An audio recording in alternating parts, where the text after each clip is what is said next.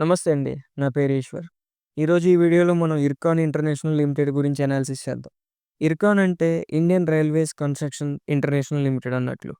So, ఇదేం చేస్తుందంటే mainly railway projects and road ప్రాజెక్ట్స్‌ని చేస్తుంది. 80% ఆఫ్ ది ప్రాజెక్ట్స్ రైల్వేకి సంబంధించినవి. అండ్ రిమైనింగ్ 20% వచ్చేసి మనకేంటంటే రోడ్స్ కన్‌స్ట్రక్షన్ అనేది చేస్తుందనమాట. సో, ఒకసారి మనం టాప్ మేనేజ్‌మెంట్ చూసేద్దాం. ఇక్కడ చూసుకోవచ్చు. ఇప్పుడు ప్రెజెంట్ ఎండీ అండ్ చైర్మన్‌గా మనకిప్పుడు శ్రీ హరిమోహన్ గుప్తా గారున్నారు. అండ్ ఎందుకంటే నేనిక్కడ బోర్డ్ ఆఫ్ డైరెక్టర్స్‌ని నా వీడియోస్‌లో చూపిస్తుంది. వీళ్ళ మేనేజ్మెంట్ గైడెన్స్ వల్లే ఏంటంటే కంపెనీ అనేది గ్రో అవుతుందనమాట. సో, ఇక్కడ చూసుకోవచ్చు మీరు. ఈయన మనకి 2019 నుంచి 2020 వరకు ఏం చేశారంటే executive director in ministry of railways, railway బోర్డ్‌కైతే ఉన్నారనమాట. సో, బేసిక్‌గా ఈయన గైడెన్స్ ద్వారా అనమాట కొత్తగా ఇదిగోండి 1404 కిలోమీటర్ల double line electrified with automatic signalling అనేది కమిషన్ అయితే జరగడం జరిగింది. సో, బేసిక్‌గా కొంతమంది డైరెక్టర్స్ కొత్త కొత్త సీఈఓస్ వచ్చినప్పుడు ఏమైతదంటే కంపెనీలో చేంజెస్ అనేవి జరుగుతుంటాయి. సో, కొన్ని మంచి థింగ్స్ వీళ్ళ వల్లే జరుగుతుంటాయి కాబట్టి మనం ఒకసారి వాళ్ళ గురించి మాట్లాడుకుంటాం అనమాట. సో, బేసిక్‌గా చెప్పాలంటే చాలా విషయాలుంటాయి. బట్ మనం కంపెనీ అనాలిసిస్‌లో మెయిన్ కంపెనీ మీద ఫోకస్ చేద్దాం. అండ్ మీరు అదే విధంగా ఇక్కడ చూసుకోవచ్చు మిగతా బోర్డ్ ఆఫ్ డైరెక్టర్స్ అనమాట. ఒక్కో డిపార్ట్‌మెంట్‌కి ఒక్కొక్కళ్ళుంటారు. అండ్ ఒకసారి మనం కంపెనీ ప్రాజెక్ట్స్ చూసినట్లయితే మెయిన్‌గా ఏంటంటే డొమెస్టిక్ ప్రాజెక్ట్స్ ఎక్కువుంటాయి. ఇంటర్నేషనల్‌గా తక్కువుంటాయి. సో, ఒకసారి ఇంటర్నేషనల్‌గా ఏ ఏ కంట్రీస్‌లో ఉన్నారు అండ్ డొమెస్టిక్‌గా కూడా చూద్దాం. ఇక్కడ చూడొచ్చు బంగ్లాదేశ్, అల్జీరియా, శ్రీలంక, నేపాల్ అండ్ మయన్మార్‌లో అయితే వీళ్ళకున్నాయి. అండ్ ఇక డిఫరెంట్ డిఫరెంట్ కేటగరీస్ అయితే ఇవ్వడం జరిగింది. ఆర్డర్ బుక్ కూడా స్ప్లిట్ చూసినట్లయితే రైల్వేస్‌లో 78 అండ్ హైవేస్‌లో 21%. అదర్స్ వచ్చేసి 1% అయితే ఉందిక్కడ. సో, ఆన్‌గోయింగ్ ప్రాజెక్ట్స్ వచ్చేసి ఇక్కడ చూసుకోవచ్చు మీరు. రైల్వేస్‌లో వచ్చేసి ఇక్కడ స్క్రోల్ చేసినట్లయితే కింద ఇదిగోండి 2600,00,00,000 ప్రాజెక్ట్ అయితే ప్రెజెంట్ నడుస్తుందన్నట్లు. ఇట్లా డిఫరెంట్ డిఫరెంట్ ప్రాజెక్ట్స్ ఏమేమైతే నడుస్తున్నాయో ఇక్కడ వాళ్ళు మెన్షన్ చేయడం జరిగింది. సో, ఇవన్నీ ఏంటంటే పెద్ద పెద్ద ప్రాజెక్ట్స్ అన్నట్లు. ఇవన్నీ కంప్లీట్ చేయడం జరిగింది. ప్రెజెంట్ ఆన్‌గోయింగ్ ప్రాజెక్ట్స్ కింద Mumbai Ahmedabad highway speed rail project నడుస్తుంది. ఇదేమో 1,700,00,00,000 project. And Mumbai Ahmedabad same one వచ్చేసి మహారాష్ట్ర T2లో వచ్చేసి 5,100,00,00,000తో సంబంధించిన ప్రాజెక్ట్ అయితే కరెంట్‌లీ వాళ్ళకి రన్నింగ్‌లో ఉందనమాట. సో, వీళ్ళన్నీ పెద్ద పెద్ద ప్రాజెక్ట్సే చేస్తుంటారు. మెయిన్‌లీ PSU సెక్టార్‌కి సంబంధించింది కాబట్టి వీళ్ళేంటంటే ఇంటర్నేషనల్‌గా కూడా హైవేస్, రైల్వేస్ అన్నీ చేస్తుంటారు. అదేవిధంగా మీరేంటంటే ఈ కంపెనీ పరంగా చూసినప్పుడు ఓన్లీ PSU సైడ్ నుంచే కాదు కొలాబరేషన్ ప్రైవేట్ కంపెనీస్‌తో కూడా అయ్యి డిఫరెంట్ డిఫరెంట్ ప్రాజెక్ట్స్ అయితే చేస్తుందనమాట. ఇక్కడ చూసుకోవచ్చు మీరు చాలా కంట్రీస్‌లో ఇప్పటికే ఆల్రెడీ రైల్వే ప్రాజెక్ట్స్ అండ్ మనకేంటంటే రోడ్ కన్‌స్ట్రక్షన్ గూడా చేయడం జరిగింది. ఇప్పుడు ఆన్‌గోయింగ్‌లో శ్రీలంకలో, బంగ్లాదేశ్ అండ్ అల్జీరియాలో గూడా చాలా జరుగుతున్నాయి అన్నట్టు. సో, ఒకసారి మనం ఫ్యూచర్ ప్లాన్స్ గురించి మాట్లాడినట్లయితే ఇక్కడ చూసుకోవచ్చు మీరు. ఫ్యూచర్ ప్లాన్స్ వచ్చేసి న్యూ మార్కెట్స్‌లోకి ఎంటర్ అవ్వాలని ఉంది. అది కూడా ఏంటంటే ఏషియా, ఆఫ్రికా అండ్ మిడిల్ ఈస్ట్‌లో వీళ్ళేంటంటే కొత్తగా పెనెట్రేట్ అవుదామని చూస్తున్నారు. అండ్ టెక్నాలజీ అడ్వాన్స్‌మెంట్స్ గూడా లైక్ ఇప్పుడు ఏదైతే కన్‌స్ట్రక్షన్ టెక్నాలజీస్‌లో కొత్త కొత్తగా వస్తున్నాయో వాటిని యూజ్ చేసుకొని వాళ్ళు ఎఫిషియన్సీ పెంచుకోవాలని, కాస్ట్‌లు రెడ్యూస్ చేసుకోవాలని, ప్రాజెక్ట్ టైమ్‌లైన్స్‌ని మ్యాచ్ చేసుకోవడం కోసం చూస్తున్నారు. అండ్ సస్టైనబుల్ ప్రాక్టీసెస్ ప్రతి కంపెనీ చేసేదే. ఎన్విరాన్మెంట్‌కి ఏ హాని లేకుండా చేయాలని ప్రతి ఒక్కళ్ళు ఆలోచిస్తారు కాబట్టి అది కూడా ఏంటంటే ఒక వే ఆఫ్ మూవ్ అని చెప్పొచ్చు. అండ్ గవర్నమెంట్ కొలాబరేషన్ ఇక్కడ చూసుకోవచ్చు మీరు. రైల్వేస్ అండ్ హైవేస్ ఏంటంటే మెయిన్ ఇన్‌ఫ్రాస్ట్రక్చర్ రంగంలో ముందుంటాయి కాబట్టి వీళ్ళేం జేయాలనుకుంటున్నారంటే గవర్నమెంట్ బాడీస్‌తో డిఫరెంట్ డిఫరెంట్ స్టేట్ గవర్నమెంట్స్‌తో గూడా కొలాబరేట్ అయిపోయి వీళ్ళు ప్రాజెక్ట్స్ చేద్దామని జూస్తున్నారు. ఫైనాన్షియల్ పరంగా అయితే ఇప్పుడు చూసుకోవచ్చు. టార్గెట్స్ వచ్చేసి షేర్ ప్రైస్ ఇక్కడ మెన్షన్ జేయడం జరిగింది. 750-780/2030 అంట. సో, ఇదైతే మీరు నెగ్లెక్ట్ చేసేయండి. ఎందుకంటే మనం ఎవరు ఎక్స్‌పెక్ట్ చేయలేం ప్రెజెంట్ అయితే. అండ్ ఆర్డర్ బుక్ గురించి గూడా అడగడం జరిగింది ఇక్కడ. మీరు ప్రెజెంట్ అయితే వీళ్ళకి ఇప్పుడు చూసుకోవచ్చు. ఫిజికల్ ఇయర్ 2024లో వచ్చేసి మన ఇర్కాన్ ఇంటర్నేషనల్ ఆర్డర్ బుక్ వచ్చేసి 32,500,00,00,000 ఆర్డర్ బుక్ అయితే ఇక్కడ ఉంది వీళ్ళకి. సో, ఇక్కడ 91% of the order book domestic orders and 9% వచ్చేసి ఇంటర్నేషనల్ ప్రాజెక్ట్స్ అయితే మెన్షన్ చేయడం జరిగింది.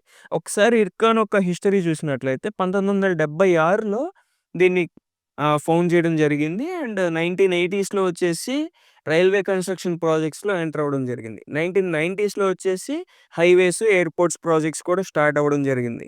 2000లో వచ్చేసి పిఎస్యు సెక్టార్‌ని మినిస్ట్రీ ఆఫ్ రైల్వేస్ కింద హైర్ చేసుకోవడం జరిగింది. అండ్ 2005లో వచ్చేసి బెస్ట్ అప్‌కమింగ్ ఇన్‌ఫ్రాస్ట్రక్చర్ కంపెనీ అని యూనియన్ గవర్నమెంట్ నుంచయితే అవార్డొచ్చింది. 2011లో వచ్చేసి స్టాక్ ఎక్స్‌చేంజ్‌లో లిస్ట్ అయింది కంపెనీ.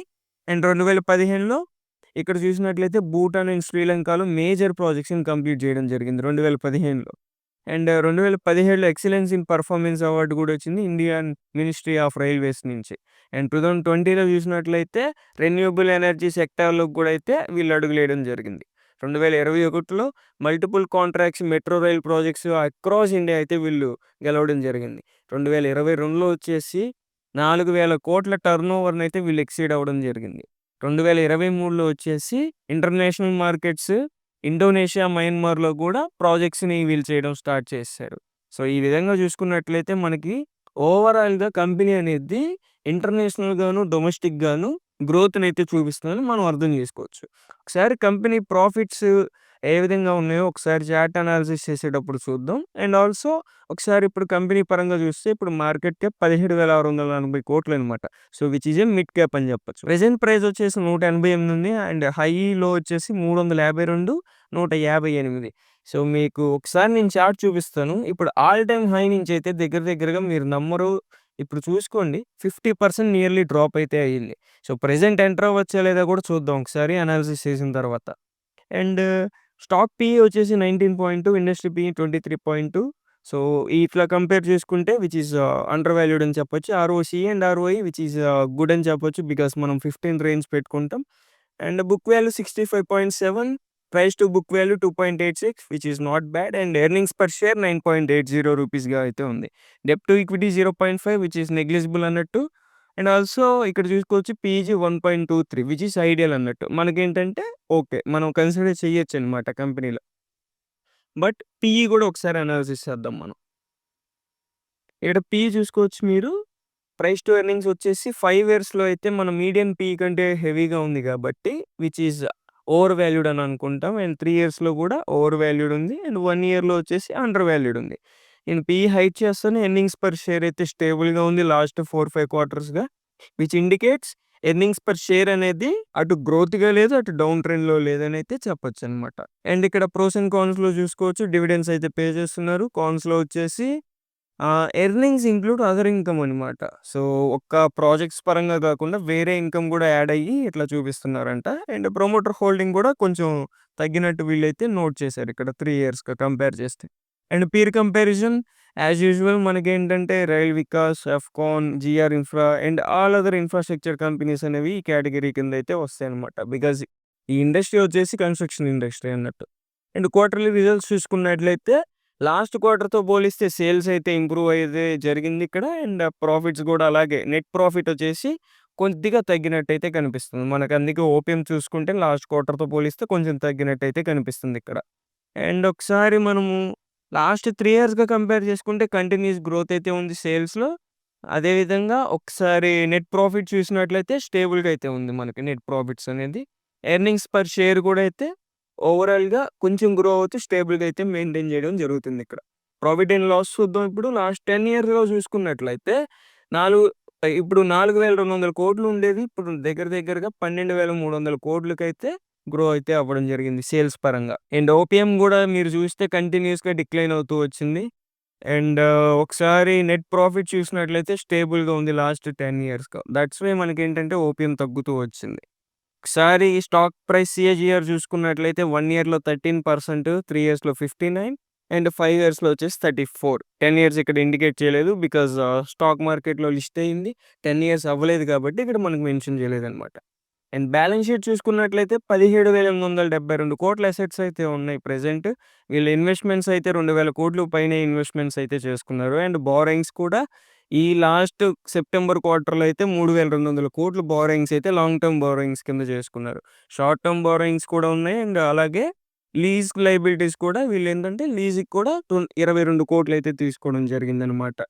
అండ్ ఇక్కడ చూసుకోవచ్చు మీరు ఫిక్స్డ్ అసెట్స్‌లో వచ్చేసి మెయిన్‌లీ ఇక్కడ వీళ్ళకి ప్లాంట్ మెషినరీ అయితే ఫిక్స్డ్ అసెట్స్‌కే ఎక్కువగా 240,00,00,000 అయితే ఉందన్నట్టు. అండ్ అదర్ ఫిక్స్డ్ అసెట్స్ చూసుకోవచ్చు ఇక్కడ కంటిన్యూయస్‌గా గ్రో అవుతూ వచ్చింది. ఇప్పుడు నియర్లీ 1941,00,00,000 ఫిక్స్డ్ అసెట్స్ అయితే వీళ్ళకున్నాయి. వాటెవర్ ఇట్ ఈస్ లైక్ మనకేంటంటే ప్లాంట్ మెషినరీ అవ్వచ్చు, ల్యాండ్స్ అవ్వచ్చు, బిల్డింగ్స్ అవ్వచ్చు అండ్ ఎక్విప్‌మెంట్స్, కన్‌స్ట్రక్షన్‌లో వాడే థింగ్స్ ఏదైనా సరే అవన్నీ ఫిక్స్డ్ అసెట్స్ కిందే వచ్చేస్తాయన్నమాట. ఒకసారి కొని పక్కన పెట్టేసుకుంటారు. అండ్ ఇప్పుడు ఒకసారి మనం ప్రమోటర్ హోల్డింగ్స్ చూద్దాం. 73.18 ఉండేది. ఇప్పుడు 65.17 ఉంది. అండ్ ఎఫ్ఐఎస్ చూసుకుంటే స్టేబుల్‌గా అయితే వీళ్ళు మెయింటైన్ చేస్తున్నారు. ఒకానొక టైంలో 5.17కెళ్ళింది. బట్ ఇప్పుడైతే తగ్గించుకోవడం జరిగిందనమాట. అండ్ డేస్ కూడా చూసుకున్నట్లయితే 0.89 ఉండేది. ఇప్పుడు 1.63% అయితే మెయింటైన్ చేస్తున్నారు. బట్ లాస్ట్ క్వార్టర్‌తో పోల్చుకుంటే వాళ్ళ పర్సెంటేజ్ అయితే తగ్గడం జరిగింది. సో, మీరు ఇన్ని క్యాష్ ఫ్లోస్ అనేది ఔట్ సైడ్ ఎళ్ళిపోవడం జరిగింది కాబట్టి స్టాక్ పరంగా కూడా మనకేంటంటే కిందకి ఫాలో అవ్వడం అయితే జరిగింది. అండ్ ఒకసారి మనం నంబర్ ఆఫ్ షేర్ హోల్డర్స్ చూసుకున్నట్లయితే ఇక్కడ నియర్లీ 3,00,000 ఉండేవాళ్ళు లాస్ట్ 3, 4 ఇయర్స్‌గా ఇప్పుడు 12,00,000కైతే వెళ్ళిపోయిందనమాట. రేటింగ్ అప్డేట్ అయితే వచ్చింది దీనికి. ఒక్క డే ముందే వచ్చింది. ఇక్కడ చూసుకున్నట్లయితే రేటింగ్ కూడా మనకి ట్రిపుల్ ఏ స్టేబుల్ రేటింగ్ అయితే రావడం జరిగిందనమాట. Which is a good thing అనే చెప్పొచ్చు. అండ్ ఒకసారి మనం ఫైనాన్షియల్ పరంగా చూసుకున్నట్లయితే రెవెన్యూ అనేది రైల్వేస్ నుంచి ఎక్కువొస్తుంది. 81.3% అండ్ హైవేస్‌లో 17.4% అండ్ అదర్స్ వచ్చేసి మనకి చెప్పినట్టు ఎయిర్‌పోర్ట్, ఇన్‌ఫ్రాస్ట్రక్చర్ పరంగా అయితే మనకి 0.7% అలా వస్తుందనమాట. అండ్ ప్రాఫిట్స్ వచ్చేసి మెయిన్‌గా వచ్చేసి ఇండియాలోనే 87.3% అదర్స్ నుంచి అంటే వేరే కంట్రీస్ నుంచి ఏంటంటే 12.7% ప్రాఫిట్స్ అయితే వీళ్ళు జనరేట్ చేయడం జరుగుతుంది. అండ్ వీళ్ళ సప్లయర్స్ అండ్ కస్టమర్స్ చూసుకుంటే Patel engineering and A to Z infra engineering present ఉన్న లిస్ట్ అయిన కంపెనీస్ అండ్ కస్టమర్స్ వచ్చేసి ఇక్కడ చూసుకోవచ్చు మీరు. అన్ని పిఎస్‌యు సెక్టార్‌కి మాక్సిమం సంబంధించిన అన్నీ వచ్చేసి ఇక్కడ మీరు చూసుకోవచ్చనమాట. ట్రెండీ లైన్‌లో కూడా ఏంటంటే మ్యూచువల్ ఫండ్ హోల్డింగ్ ఎలా ఉందో చూద్దాం ఒకసారి. సో, జూలైలో చూసుకుంటే హైయెస్ట్ అనమాట. నియర్లీ 1,05,00,000 షేర్‌లయితే అమ్మేయడం జరిగింది. థాట్స్ వై మీరు జూలైలో ఇక్కడ చూసుకోవచ్చు. ఎక్కడ ఆల్ టైమ్ హైలో ఉండేది. ఇప్పుడు ప్రెజెంట్ అంతా డౌన్ ట్రెండ్ ఉంది. ఎందుకంటే వాళ్ళ దగ్గరున్న స్టాక్‌నంతా ఇక్కడ సేల్ ఆఫ్ చేయడం అయితే జరిగింది కాబట్టి, స్టాక్ ప్రైస్ గూడా పడడం అని మనం చెప్పుకోవచ్చనమాట. ప్రెజెంట్ అయితే అక్టోబర్‌లో లాస్ట్ మంత్ చూసుకున్నట్లయితే ఓవరాల్‌గా 90,000 షేర్‌లయితే మ్యూచువల్ ఫండ్స్ తమ పోర్ట్‌ఫోలియోస్‌లోకి యాడ్ చేసుకోవడం జరిగింది. సో, ఓవరాల్‌గా which is a good thing అని చెప్పుకోవచ్చు. ఎందుకంటే బాటమ్ ఫిషింగ్ కూడా చేస్తుండొచ్చు కొన్ని కంపెనీస్ పోర్ట్‌ఫోలియోస్ అనమాట. So, bottom fishing is nothing but ఏంటంటే స్టాక్ ఏదైనా బాగా కరెక్షన్ అయ్యి కిందకొచ్చినప్పుడు లోవర్ లెవెల్స్‌లో వాళ్ళు అక్యుములేట్ చేసుకుంటారన్నట్టు.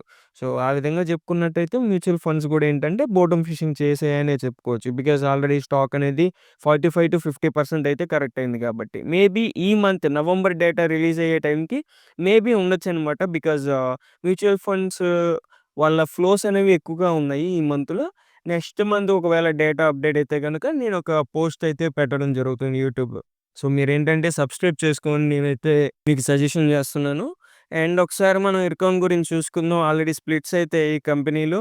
ఎప్పుడంటే ఇక్కడ చూసుకోవచ్చు మీరు స్టాటిస్టిక్స్‌లోకెళ్ళండి. స్టాక్ అనాలిసిస్ కంపెనీలో అండ్ స్ప్లిట్ రేషియో 2 ఉంది. అండ్ ఇక్కడ మీరు చెక్ చేయొచ్చు. అండ్ ఇక్కడ చూసుకోవచ్చు ఫేస్ వాల్యూ రూ. 2 ఉందనమాట. స్ప్లిట్ అయితే అయింది. ఇప్పుడు కూడా కాదు. నియర్లీ 3 ఇయర్స్ బ్యాక్ అయితే అయింది. 3, 4 ఇయర్స్ అవుతుంది. యెస్. 3 ఇయర్స్ అవుతుందనమాట. స్ప్లిట్ అయితే అయింది కంపెనీ.